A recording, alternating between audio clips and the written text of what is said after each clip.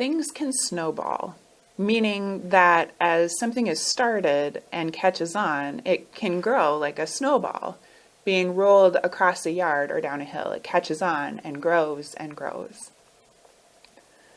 Something I've discovered over and over again is that when you hear something enough times, it sinks in. Now, that's basic advertising and communication strategy, so it's nothing new. But it also happens with people, with the messages that we share with each other. If you hear someone say something enough times, it changes you, or at least your perception of how things are. This can be good or bad. Negativity is catchy. You start by sharing a few complaints and you end up in a venting session, and pretty soon you've lost all hope for the world. Things snowball. But being positive is also catchy. Being hopeful and optimistic affects people too.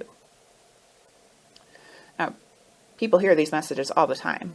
We can maybe even imagine or hear some of those voices saying these things, things like, that was a bad idea. It didn't work. No one succeeds at that. Why would you try it? It's too much. You're too much. You're not enough. Each of those voices limiting a little more and a little more until you kind of say, well, why even bother trying? I'll just go along with whatever. Now, on the other hand, a different sort of message, people can also hear things like, try again. Great idea. How did you come up with that?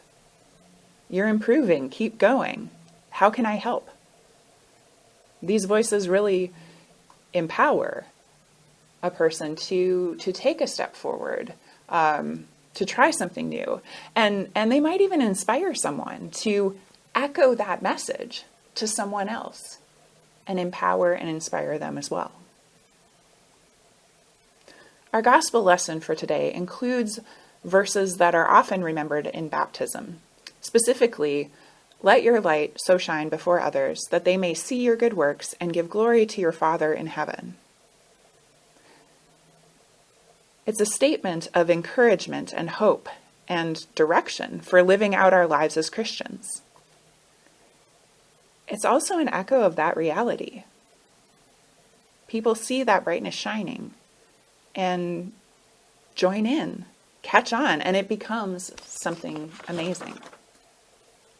Things snowball. As we've talked about before, that doesn't mean everyone agrees or magically gets along. There's a difference between peace and quiet, and it certainly doesn't mean anything goes.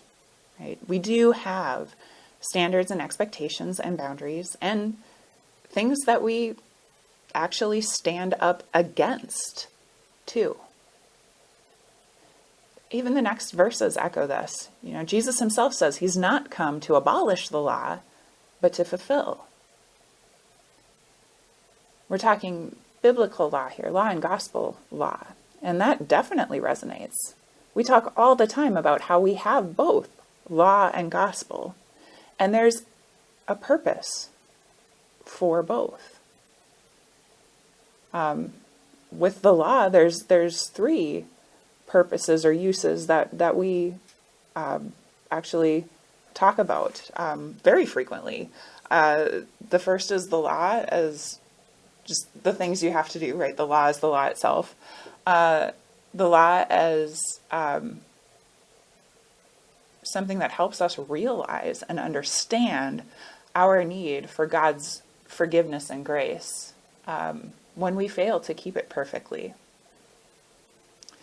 And then the law, even as we live out our lives, saved by grace through faith, with God's forgiveness, it's still there to serve as a continuing guide for us as we live out our lives.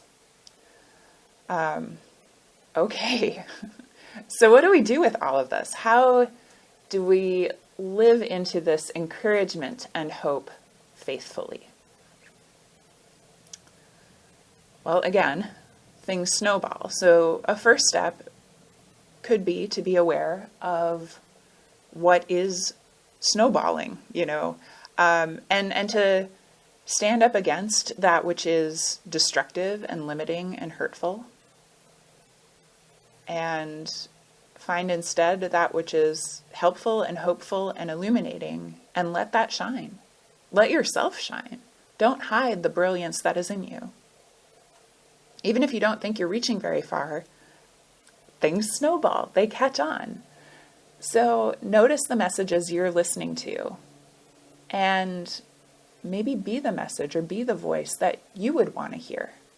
Find the illumination, the brilliance, and let it shine. The best flashlight in the world does nothing if it's sitting upside down on a table. So turn it around. Share it. Encourage others. Let Christ shine through you. Let Christ shine through others. Let that brilliance catch on and grow and challenge and empower and shine. That's how verse 14 becomes true. That's how you really are, or become, or we become, the light of the world. Amen.